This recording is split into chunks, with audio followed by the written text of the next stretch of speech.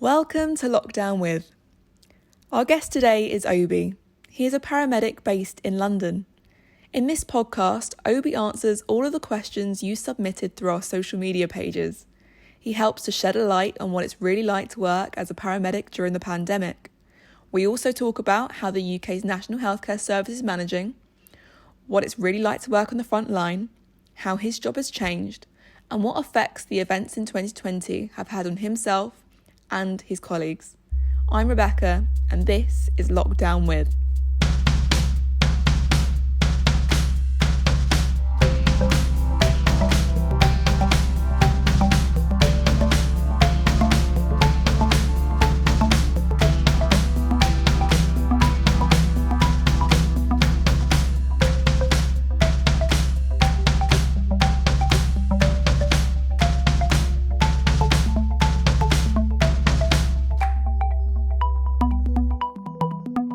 Obi, welcome. How are you? Hello. Yeah, good. How's it going? Yeah, good. I just wanted to say thank you for giving us an hour of your time, because I know you're kind of on shift and you've just had some isolation time just from the COVID stuff. So thank you. Oh, no worries at all. How are you doing? How are you doing? Okay, given the circumstances. So actually doing okay. Tired. That's probably the best way to put it. Is just tired. But today I've had a really good day off. I've literally done nothing. So so it's been a nice day for me. Good. And I mean, we're going to delve into it a lot more deeply later, but how are your shifts at the moment? Has there been a change to your job? Probably, I think that there's definitely been a change to the job. I think when we first started, um, we weren't necessarily seeing in the lower acuity calls, so sort of the less serious calls per se. People necessarily weren't as unwell as they probably are now. I think we're seeing a lot more unwell people that we're going to. So yeah, that's probably the thing that's changed more than anything. Okay, cool. So, I mean, we've had a lot of questions submitted for this podcast, and in particular around COVID and being a paramedic in the pandemic. What I want to do first, though, is I want to humanize this a bit, because I mean, I know I brand these podcasts as Lockdown with a Pilot, Lockdown with a Teacher, Lockdown with a Paramedic, and specifically based around people's job roles. And I do that because, unlike some other podcasts, the guests that I want to invite to speak aren't celebrities. They aren't well known. Not everyone knows who they are. They are members of the public, though, who make up the society that we live in. So the job title just helps people relate. But what I'm conscious of here, especially with this being a medical role, is I want people to see you as a person, not just under the label of being a paramedic, because these jobs can be some of the most emotionally draining and emotionally taxing you can be in. And it's a skill that medical professionals have to learn, which is to detach from the situations they find themselves in. But it does seem, especially during this pandemic, that a lot of people in the public do a much better job of detaching emotion from medical work and medical workers. And that's where we've been seeing these analogies of NHS workers being superhuman or superheroes. And we'll get onto that later on in some of the questions. But in my opinion, and the opinion of so many others, the level of work that we're expecting medical workers to do during this pandemic is insane and completely detached of emotion and humanity. It's extraordinary. So throughout this podcast, I want people to remember that you, as a medical professional, are also just a human being riding the same storm of life. So I want to start by getting to know you a little better, because you actually are a really interesting person. And I'd love for you to tell us a bit more about your journey, because you haven't always been a paramedic, have you? No, absolutely not. I don't even know where to start really. So where do we start from really? Yeah, I've done quite a few different sort of bits in my, I say, adult life more than anything. So I originally trained in musical theatre. Uh, so yeah, I know, my jazz hands. But then I think that took a very different turn to where I think it was going. And then, I still like to keep that stuff like Where going did on you the think that was side where I going? can. Well, so like this is I think the point where I was like 18. I was like, yes, I'm going to go to drama school.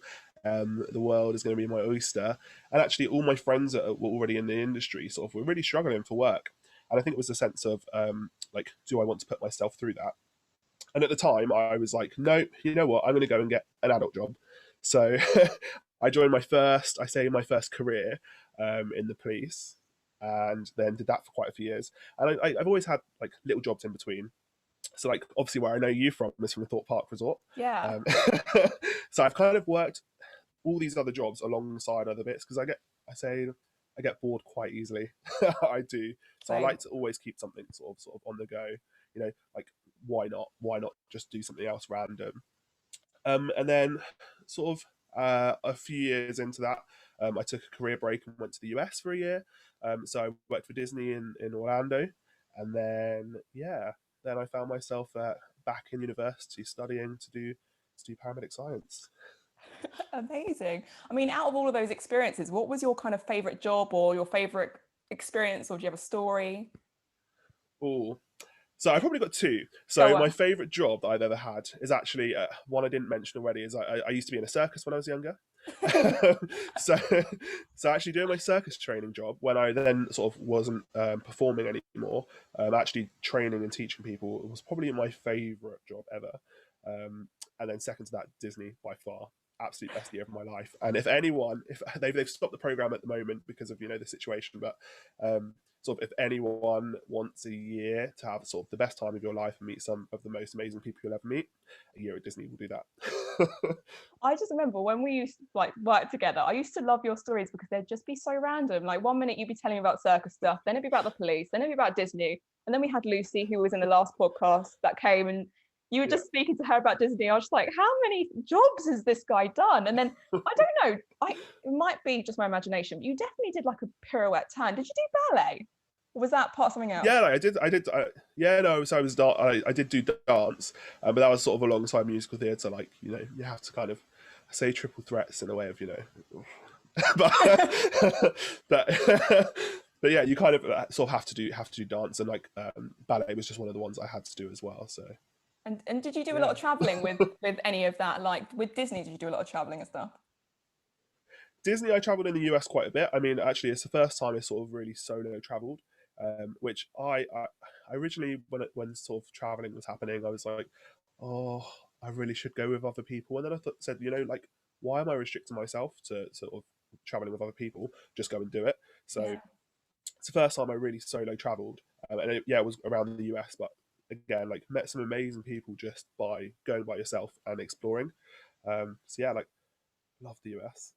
Not right at the moment, but Maybe that's a not whole right other now. conversation in itself. That's a whole other conversation in We're not itself. going there. Um, no. But I travelled quite a bit with my circus when I was younger, and when I was performing, I travelled quite a bit around Europe and around the UK as well. So yeah, that was like travelling when you're younger and getting time off school was Yeah. really fun. And I mean, I know you said you wanted an adult job and that's why you joined the police, but that's still quite a random adult job though. Like, why did you want to join the police? I kind of fell into it. So I first joined as a special constable, so it was a volunteer role, and that was for sort of like the first few months when I sort of was like, oh, let's just give it a go, do something quite different. This is when I was still at college, so I was training some in musical theatre at the time, and I was like, oh, I just want to give something else a go. And alongside sort of like I have volunteered for St John for quite a while, and I worked for them a little bit as well.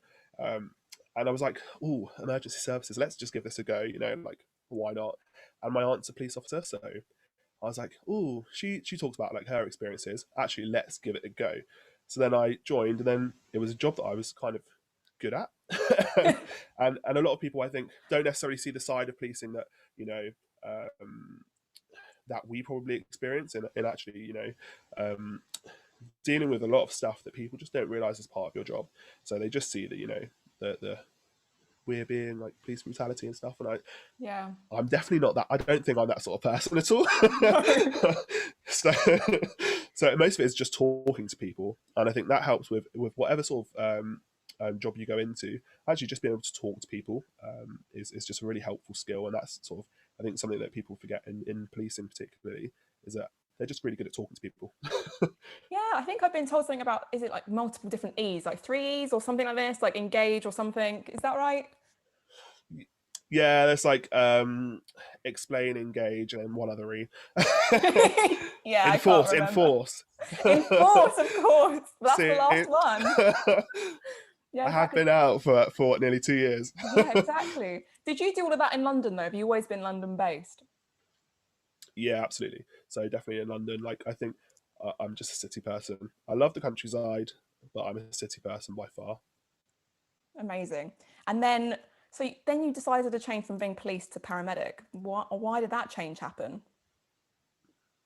So actually, again, like I was volunteering for St John for quite a bit of time, and actually that sort of environment, I was just seeing a lot of sort of the NHS sort of healthcare professionals around me, and how good they were with people.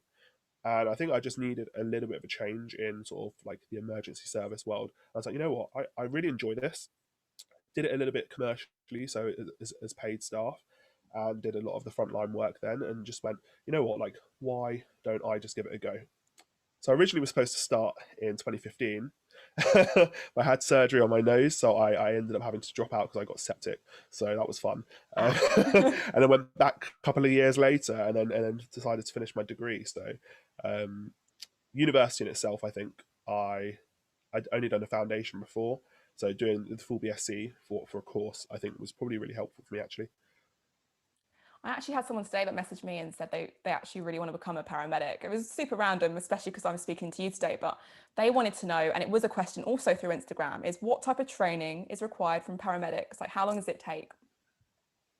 So at the moment, it's kind of all changed really. So there used to be a lot of sort of in-house training before, so you could do it sort of internally within ambulance services. Now it's degree based. So from I think next, oh no, it might be this year, this September, everyone that joins the register has to have a degree. Um, there's a couple of different ways to get into it. So anyone that is thinking about sort of becoming a paramedic, there's a couple of different ways to go around it. So the first is just pure university based, just applying to the universities and going through that route. And then the second is actually working your way through an internal trust. They're doing a lot of degree apprenticeships at the moment. So for people that necessarily, their personal circumstances won't allow them to go to university, you can do it whilst you're getting paid, and actually you start off as sort of a frontline ambulance technician and work your way through. So they both have their sort of pros and cons, but it's more down to sort of lifestyle and preference more than anything. Amazing. I mean, 3 years, 3 years is a degree. well, there you go. So if you want to be a paramedic, it's completely doable. And we've seen loads of people gone through the process, especially from thought where people have then transitioned in, and whether they've had no experience in sciences or anything like that, they've gone back over, done their GCSEs or A levels, and then gone back into university. So it's completely accessible. One of the questions that we had was, what's a day in the life of a I knew I was going to say paramedic pandemic. They're so What's close. what's the day in the life of a paramedic really like? Warts and all, but please do not actually mention any warts, please. And this is probably before pandemic, so just let us know what it's like. So pre-pandemic, actually, most shifts are 12 hours. The days are sort of unless you're on a rota, you kind of work sporadic days, and most of it is just sort of the basics of arriving at work a little bit early, checking to make sure that your vehicle is equipped. We have really good teams that make sure that they're sort of packed with certain bits, but you have to make sure that your equipment's ready. Signing things like drugs out, so making sure that actually drug administration and paperwork is quite important. Um, if there's a problem there, you've got a real bad problem. So, signing your drugs and medications out.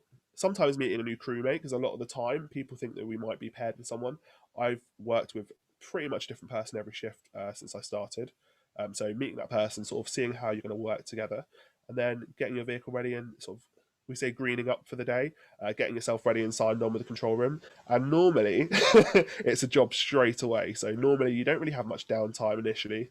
It's normally straight out the doors. Sometimes you're lucky, but most of the time it's straight out the doors, and then the day on the ambulance is what you crack on with.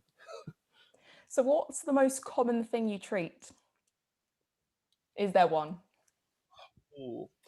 There's probably a few different things that are quite, I say, common. Um, so again, this is like pre-pandemic. Yeah. We deal with actually a lot of mental health. So I think around a quarter of our jobs anyway are mental health related. So we deal with a lot of mental health, and I mean the training in that is probably not where it should be. I think at the moment, um, I think it takes quite a few people to take on sort of additional learning themselves, because actually it's such a big area, and we're not experts. We're absolutely by no means experts, but again, talking to people. So that probably breathing difficulties and chest pain, that sort of thing. And then I say just normal injuries, so slips, trips, falls, broken arms and legs, and minor injuries. So you have to be a bit of a jack of all trades. Yeah, it's that kind of initial. But the thing is, I always say that if I was experiencing a medical complaint, I would always want to be with a paramedic, because there's such a wide like breadth of knowledge, and it's the emergency stuff. It's the stuff that you do straight away, rather than like GP side, which is more kind of investigative, following up. It's just a different type of field, I guess. Yeah, absolutely. I think like the way I think the big sort of way up that lots of people have when they're going into sort of like a medical profession that's not medicine is nursing or paramedic, and I think that's sort of the big two.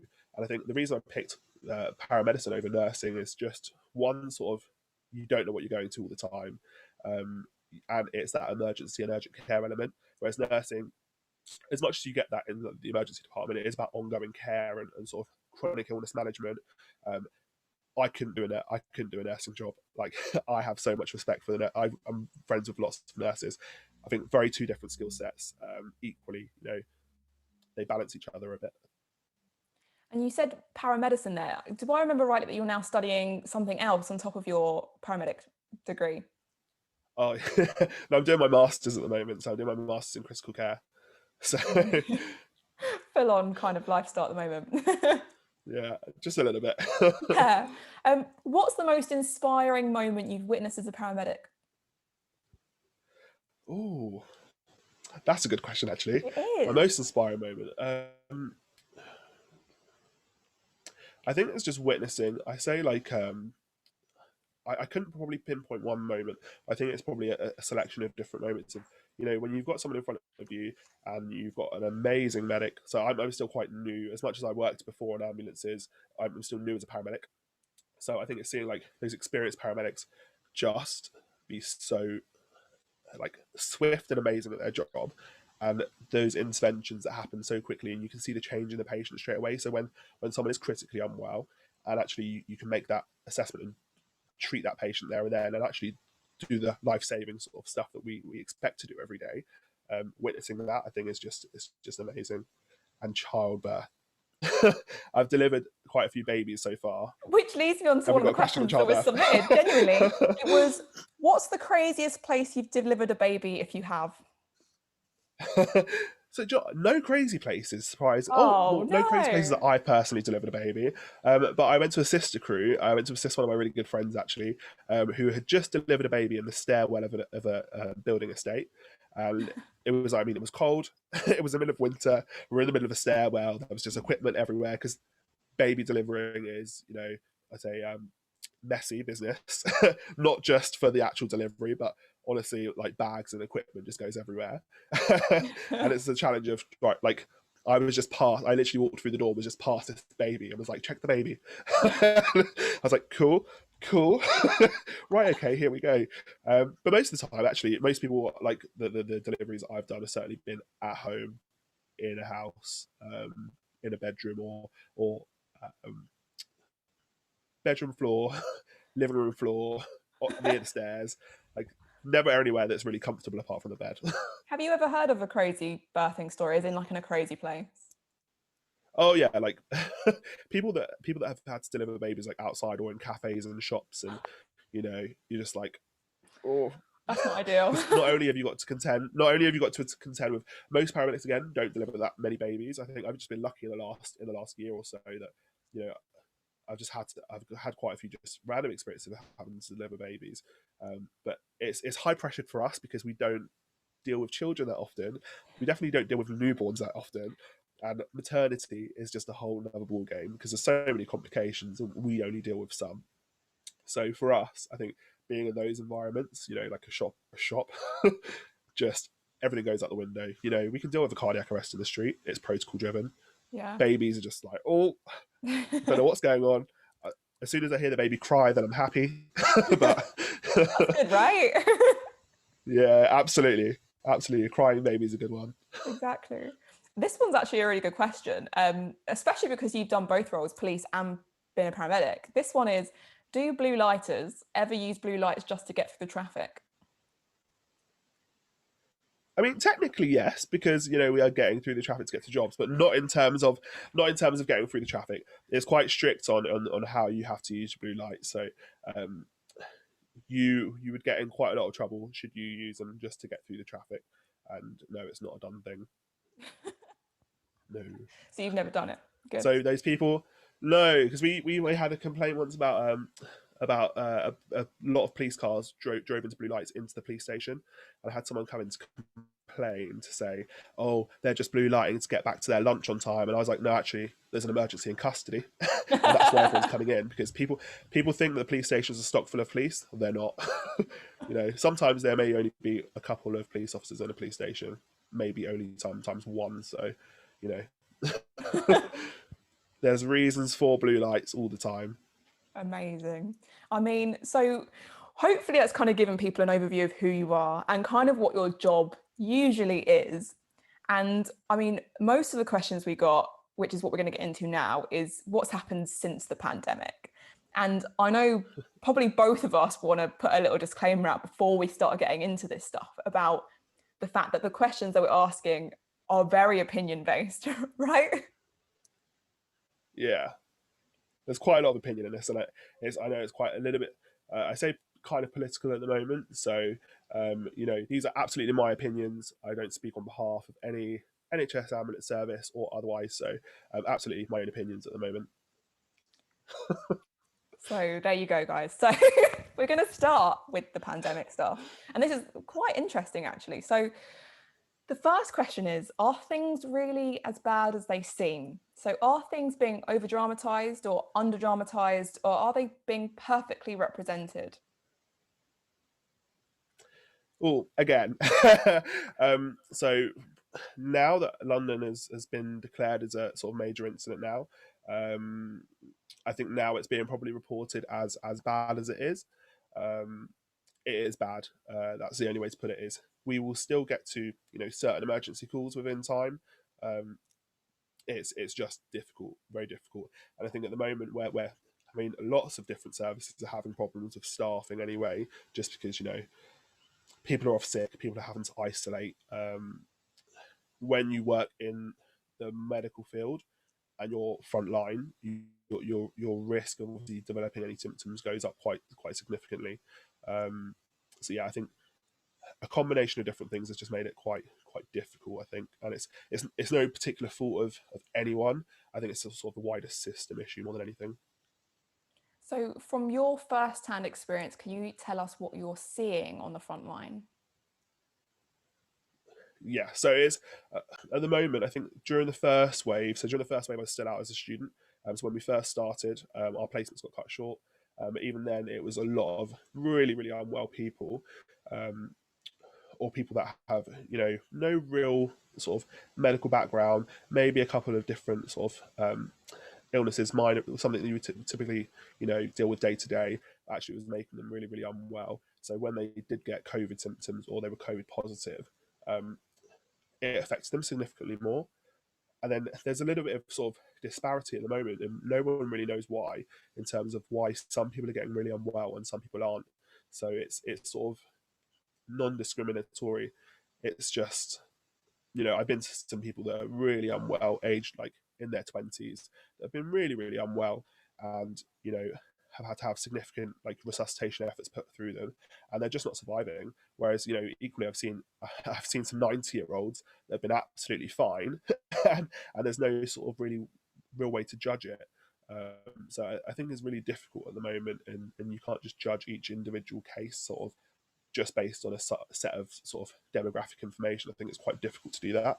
But yeah, just lots of really unwell people. And I think now, probably in the last month and a half, last 2 months, massive rise in sort of this silent hypoxia. So where people are actually talking to you, having a conversation with you, and they have sats of like 60 and 70, and you're like, okay, you're actually a lot more unwell than sort of you're presenting, and that's very strange. So I had a case really recently, where a lady was sat up. She had some shortness of breath, but she was saturating at 50%.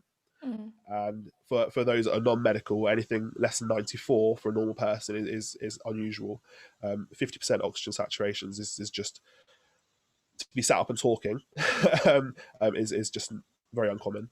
So I know it's case by case, but would that be because of potential COVID, or is that something else? Yeah, absolutely. So COVID at the moment, they're doing a lot of research about this silent sort of hypoxia, and we don't really actually fully understand why. People are just requiring a lot more intervention, and even giving them a lot of oxygen sometimes isn't enough, and that's why people need to have sort of machines to assist them breathing. So things like CPAP to put pressure into their airways, or actually being put on a ventilator. Because as you were saying, usually if someone had the SATs of 50%, you wouldn't expect them to be sitting up talking to you and looking fine. I mean, I don't understand how, because of having COVID, that would make them sit up, talk to you.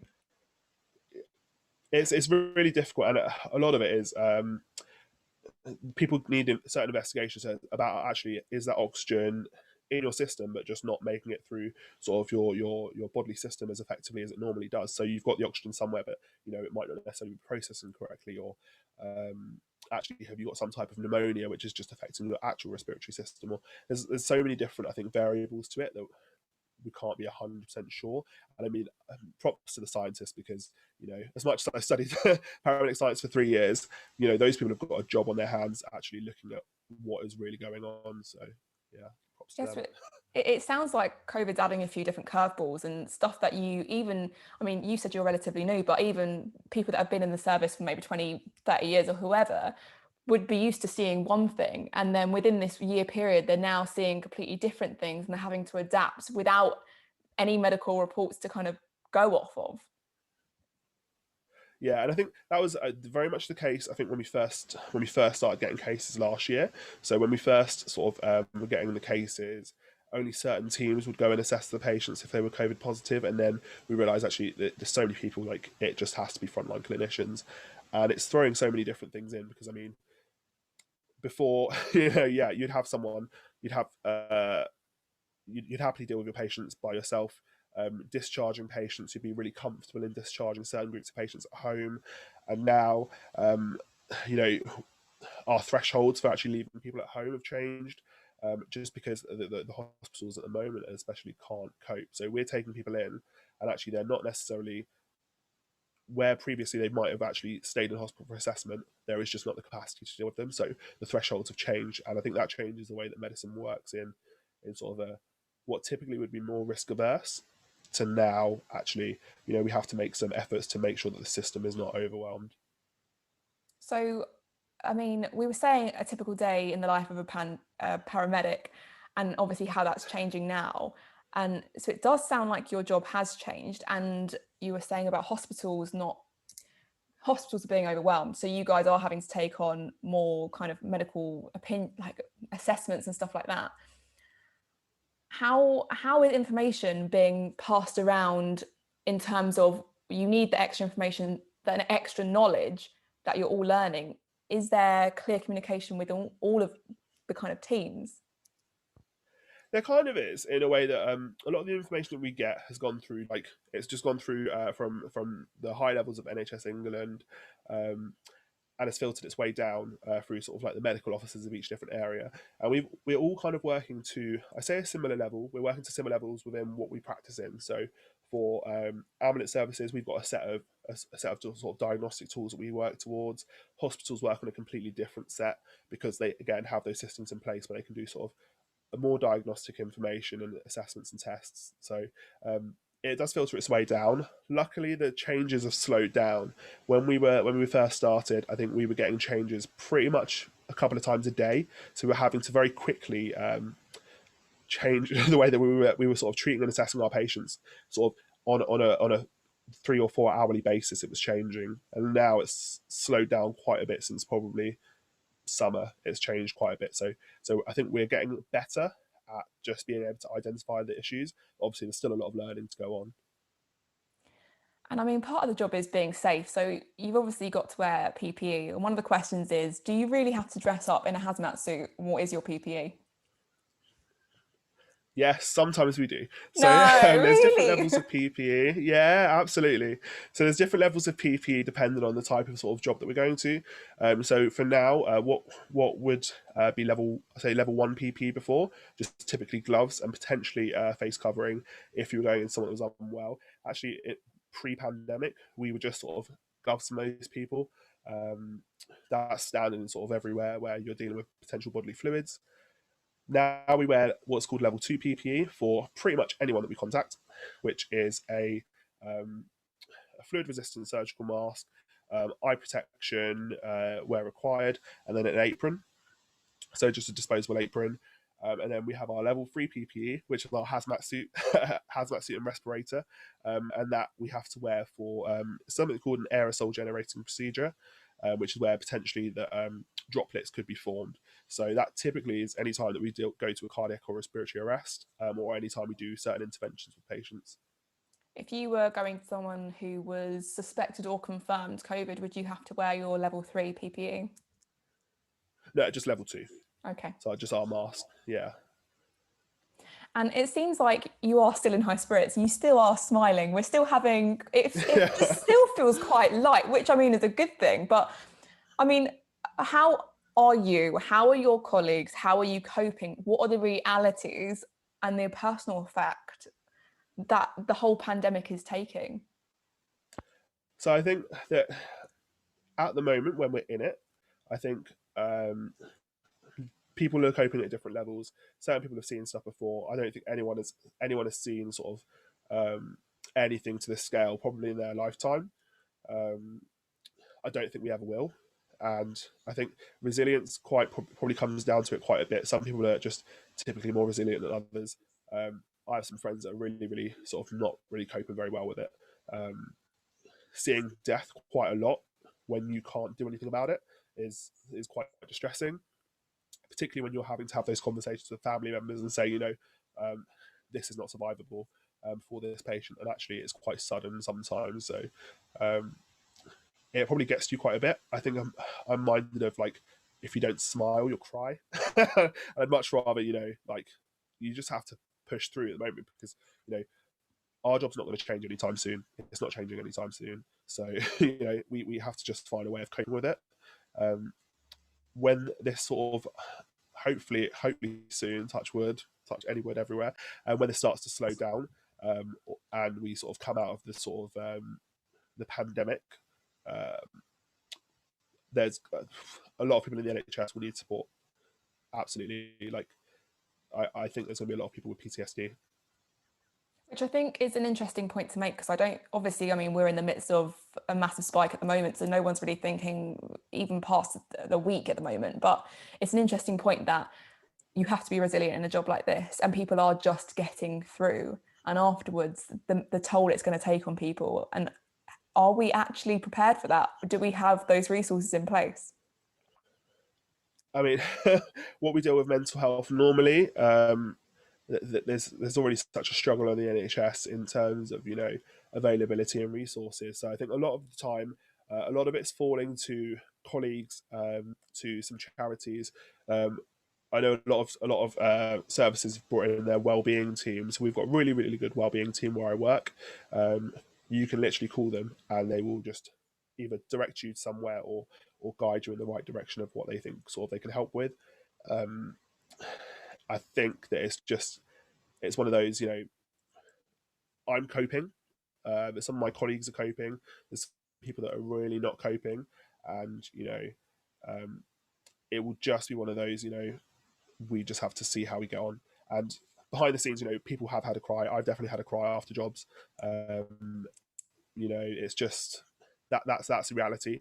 You sometimes do those sort of you have those jobs not so often where it really really affects you. I think now you're seeing so much more of those. So people that have built up resilience, it's being chipped away at, and it will get to a point where people just either will just go into robot mode, which I think a lot of us are doing, or you just break. And that's a bit where hopefully touch wood, you know, um, I don't have any friends at the moment that are at that point, but people that see their colleagues die, so colleagues that have died and been unwell, or been intubated and ventilated, I just it's difficult. Yeah. Have you seen this also in the patients you're visiting? Have you seen a rise in the number of people with mental health concerns that are coming through to you guys? Yeah, I think there's something to be said for mental health. There's definitely been an increase, not necessarily just on what people think. So I think there's a lot of focus at the moment on people with depression, and actually that sort of level of, I think, mental health hasn't probably changed significantly. I think a lot of it is isolation. We're getting a lot of people with anxiety, a lot of people with medical anxiety as well, so who are not really wanting to go to hospital even if they need to because they're worried about COVID, or people that are just leaving it too late to call us. So there's got to be a fine balance weighed up, I think, of when to call an ambulance and seek help, and when you can manage yourself. So you know, we had a guy really recently as well. I mean, who was just, he'd left it a week before calling us. When we got to him, he was just so unwell. Took him into hospital, like trying to have discussion with the family, because like from my thoughts, he probably isn't coming out of hospital. Um, you don't want to tell necessarily the family that 100%, because one, we can't be sure, and second of all, it's a difficult message to put across to somebody that this is probably the last time you're going to see this person. But it's about trying to weigh up, how do you have that discussion with people versus, um, you should have called us a week ago. Like, we're still here for people. But yeah, definitely mental health changed massively. Definitely anxiety. So with this, I mean, obviously there's going to be loads of different cases, but with this particular one, he was maybe a week too late to call for a medical condition as opposed to mental health condition. So I think he had medical anxiety more than anything. So he didn't want to come to hospital, because he was worried about COVID. Ended up having COVID, and then left it so to the point where it was so late that we got the call that he was so unwell, and was a very elderly gentleman that it's just he's probably not going to survive that illness.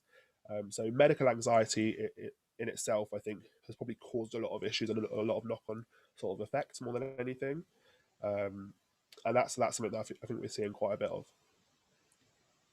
And we had a good question from someone, which was, how do you deal with the mental pressure of, it was a very strange word of question. How do you deal with the mental pressure of just giving up? And I tried to break this down into potentially what this could mean. So, I mean, what stops you from just giving up or giving into the pressure of the pandemic and the pressure that's being placed on you guys?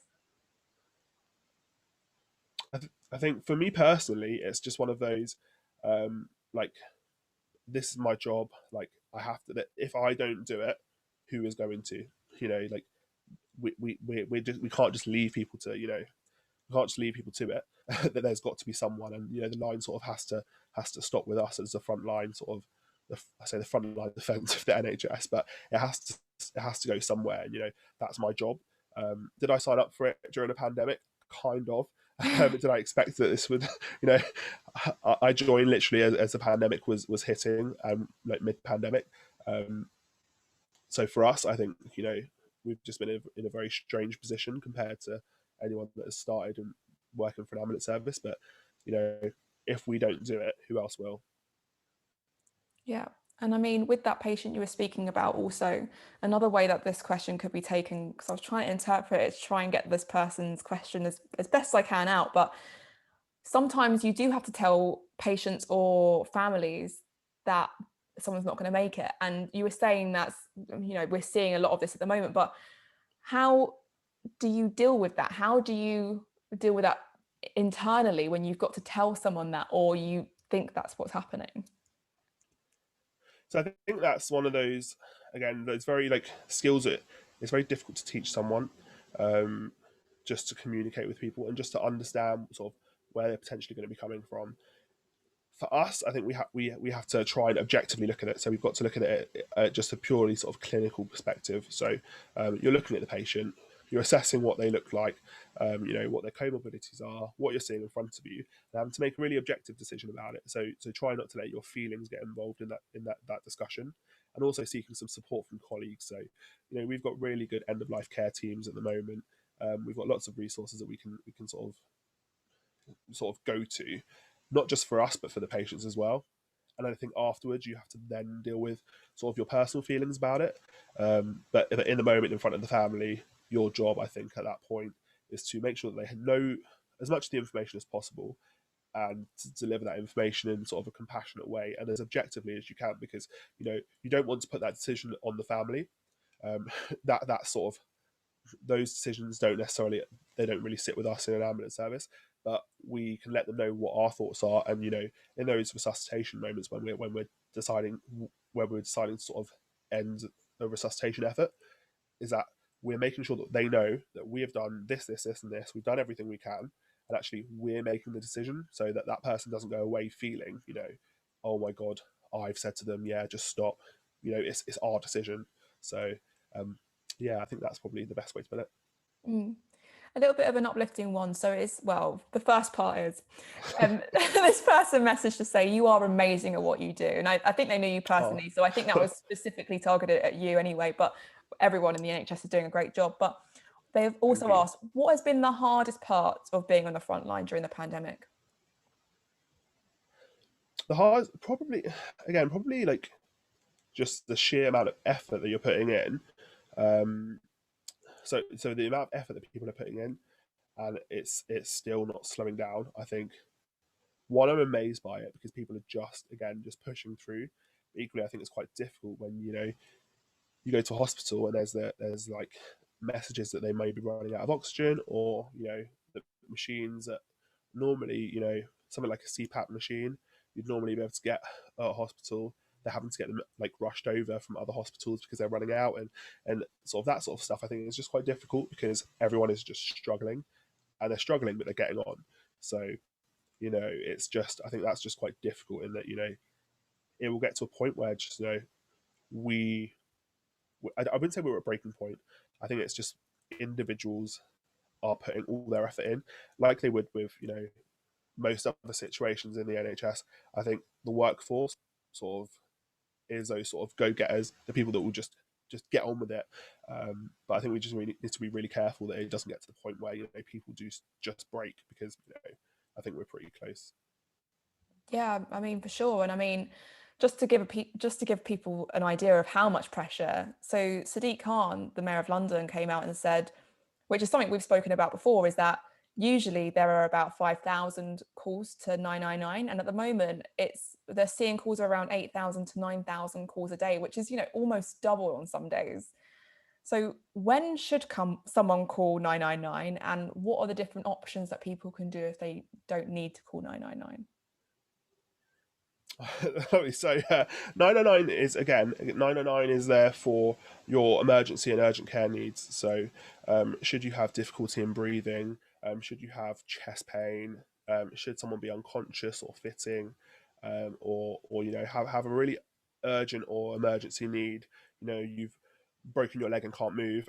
Those sort of situations, absolutely, like they are, call 999. A lot of the time you can get advice via pharmacists. Pharmacists are really good at sort of, if you just generally don't feel great, have a question about a medication you could take, have a question about a minor injury or minor illness. Actually, pharmacists are really, really good. They can provide sort of care advice and self care advice for you. You have NHS 111, both online and on the phone. Online, we'll go through a bunch of symptom checkers, and then it will sort of guide you about sort of what options you have available to you. And then you can obviously call up 111 as well, and you can speak to clinicians over the phone. So there's quite a few options. At the moment, people always forget their own GP. So your own GP, they are still open, and a lot of them have extended their hours. So if it's during the hours and it's not an emergency 909 need, call your GP.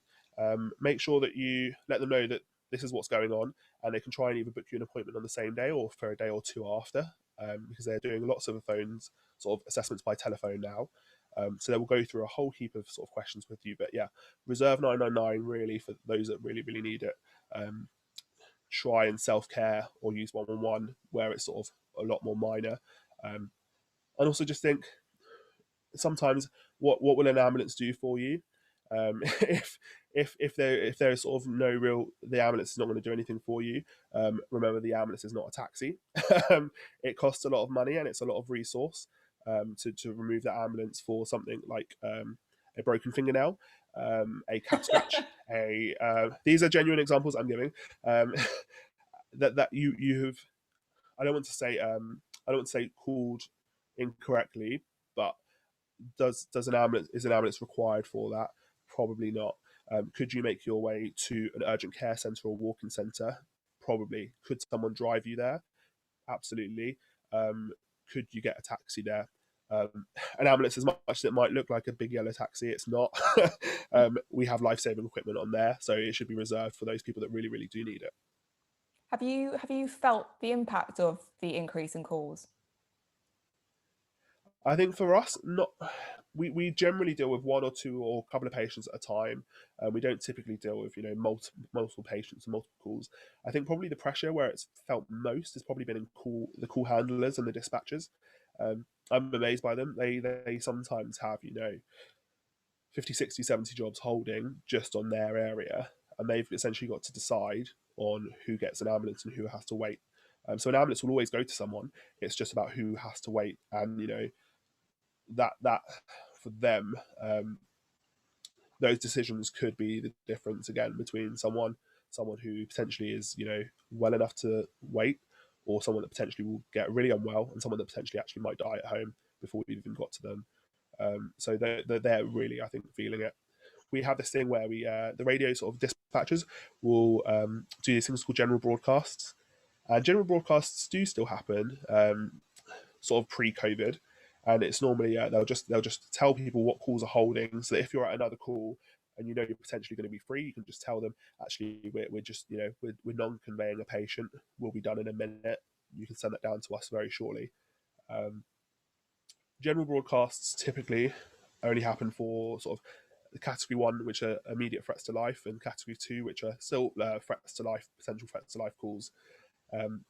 When they're general broadcasting, sometimes they're general broadcasting cardiac arrest, and that is a lot of pressure, because there is someone in cardiac arrest that either doesn't have anyone to them, or just has maybe a solo responder to them, and those are the times that we feel pressured. Actually, how it must feel upstairs in the control rooms, I can't even fathom.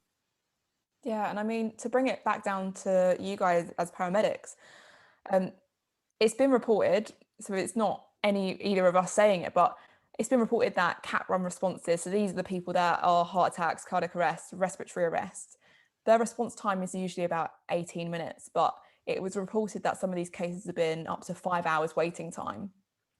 So have you experienced that? Have you seen that or heard of that? Is that not common, or is that more common now? So that's so category 1s are the 8-minute response. Those ones, I think at the moment the numbers are showing that we are attending sort of, I think it's 94 or 95% of the calls that we're supposed to attend in time. That's the first resource on scene. With the category 2 calls, which is our 18-minute response, yeah, people are waiting hours. And I think that's across most of the ambulance services when they're reporting those information. People are just having to wait, and I think 5 hours is a good time at the moment. People have waited upwards of that, so yeah. So have you had to change the way that you treat patients, knowing that there is a kind of backlog, or are you just carrying on as best as you can? No, I think most of it is just carrying as best we can. I think we have a we are probably more systematic and quite more probably efficient with our patient assessment and management now, because we know there's calls holding. We can hear there's 20 calls in our area, 30 calls in our area, and so I think we're probably more efficient. And a lot of it comes down to calls that we don't have to convey. So where we're non-conveying patients, actually sometimes we do have to refer them to somebody, but actually it's about, can that person make that referral themselves? Can they call their own GP in the morning? Will they understand what to do and how to say things? Or can this person make their way to an urgent care centre themselves? So I think we're probably using our sort of alternative care pathways a little bit more. and trying to reduce probably the load of work that could be prevented from going to A&E. So I think probably that's not necessarily a bad thing. I think it's probably a positive thing, in that we're trying to reduce the sort of workload of the A&E department. And with this kind of increase in calls, it's been reported that firefighters and police have been recruited to drive ambulances to help the service. And one of the questions that came from Instagram was, and obviously this is before this was announced, they said, has there been a strained relationship with other blue light services due to demand? So what's your experience of firefighters and police in the pandemic, and what do you think about them now driving your ambulances? So you know what, like I think that in service working has actually been great. I think everyone has their own in their own services, probably their own struggles and their own demands that they have to meet. But at the moment, obviously, the bigger impact is on health. Um, so the way that they've supported us, I think, has been incredible. Yeah, there's no words, like they are not medically trained. Most of them are not medically trained, but they are putting themselves at very similar risks to what we are, to come and help us. And I think I think it's incredible. You know, especially the stuff that we're used to witnessing, um, isn't necessarily experienced by the fire service or police. Um, the fire brigade guys who have been with some of the services I think with one service in particular for some time now. Really good feedback from my friends and stuff that have worked with them. And I start with a firefighter in a week, so yeah, it'll be interesting. Amazing. So you haven't worked with one yet, but next week is the day that you No. start. Yeah. Interesting. I mean, there have been a lot of conspiracies as well, and we're not going to get into the conspiracies. We're not going to do that. But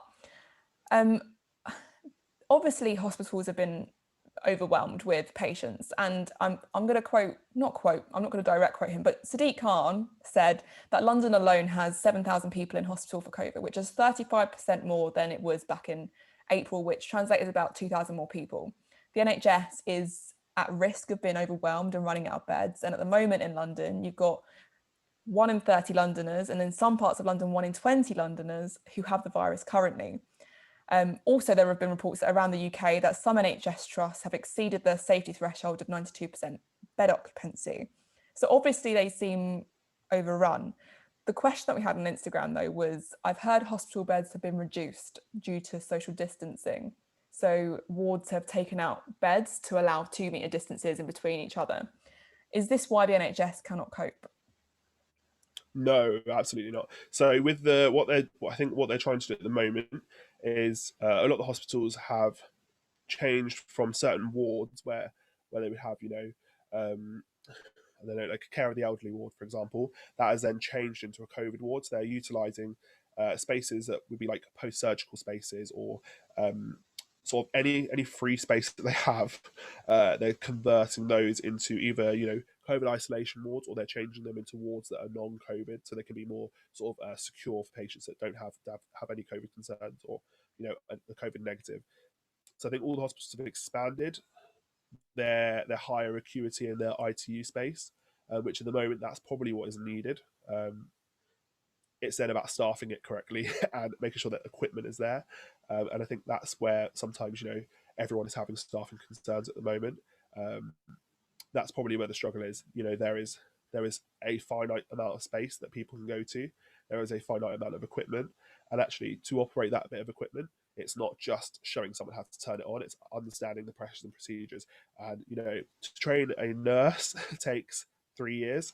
To train an ITU nurse, I think takes 2 years after that, and that's after you've had some exposure to unwell patients. To train a doctor is 5 years plus 2 years foundation plus your special. To train a paramedic is 3 years. You can't just throw any person into those situations, because actually, are you helping the situation then, or are you just overwhelming those staff that are already, they're already maxed out, they're already dealing with more patients than they're supposed to be dealing with, and is that going to be safe? Is that going to help anyone? Probably not. So, quite a few different areas that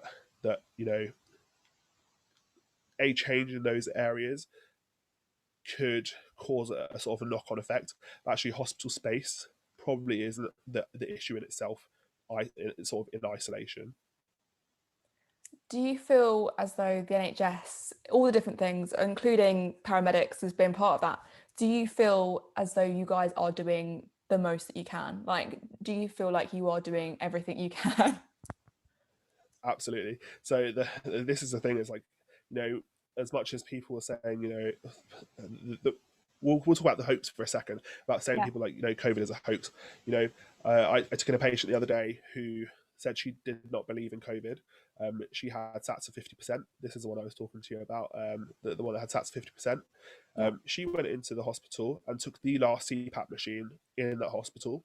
Um, the nurses told this patient that she was COVID positive, and she laughed and said, "I don't believe in COVID." And I'm like, sat there on a CPAP machine with all the other patients who are also on CPAP machines, and then an arrest call goes out for someone that needs a CPAP machine. And, you know, staff are maxed out. I literally the other day was going out to just clean my ambulance and saw a doctor crying her eyes out because she just couldn't cope.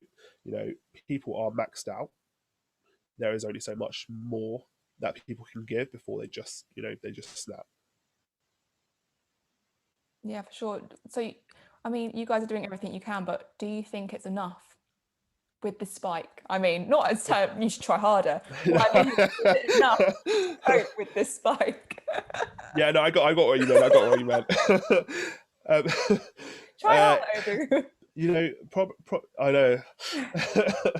um, probably it's one of those, you know, like I don't know what else people can do, or what else more can be done apart from, you know, again, completely personal thoughts are that, you know, we have only just started testing people that are coming into the country. Like Yes, that it's is taken a ridiculous. year. 1 year. We're on a tiny little island. And I mean, I've written about this. I don't know if you read the blog about I came from China Yeah, at the beginning of the pandemic, literally said, "Hi, I've got symptoms." And I was laughed at by people in the UK from 3 different GPs, from 111, Public Health England, microbiologist. All of these people I was laughed at. So 1 year later, we're finally seeing tests. I agree, it's a nightmare. yeah. And like I think that's the frustrating thing for most of us in health is that you're looking around and you're just going, why have we not locked down sooner? And, you know, like what why have we not put in these measures into place earlier? So, you know, why have we not done testing since the start? Look how many other countries are doing it. You know, we're I say we're not really comparable directly with New Zealand, but, you know, equally we're an island country. We do have significantly different sort of import export, you know, different flows that come through the country, but equally they are essentially back to normal. um, you know, there is no reason why we could not have done, you know, a formal lockdown of the country and tested everyone en masse. My personal opinion. And then the difficulty you have about putting certain, you know, the tier system and the rules out is then when you have you know, um, politicians themselves breaking those rules, how is a member of the public supposed to then sort of respect that? It's really really difficult because, you know, how do you tell someone you're wrong but you're not seeing any consequences of anybody else? I think that's really really difficult. Yeah, I think you're completely right. And I heard something really interesting, which was the science isn't different, COVID isn't different, but the way that the UK has responded is completely different. And you mentioned New Zealand.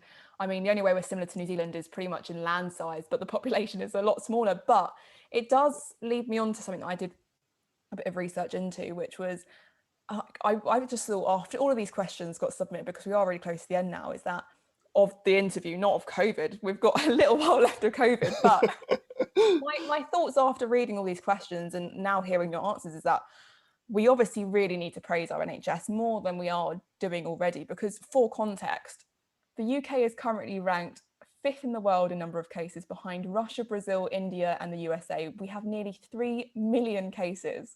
We're fifth in the world for the number of deaths behind Mexico, India, Brazil, and the USA, with 80,000 deaths. And we're 10th in the world for number of serious and critical cases.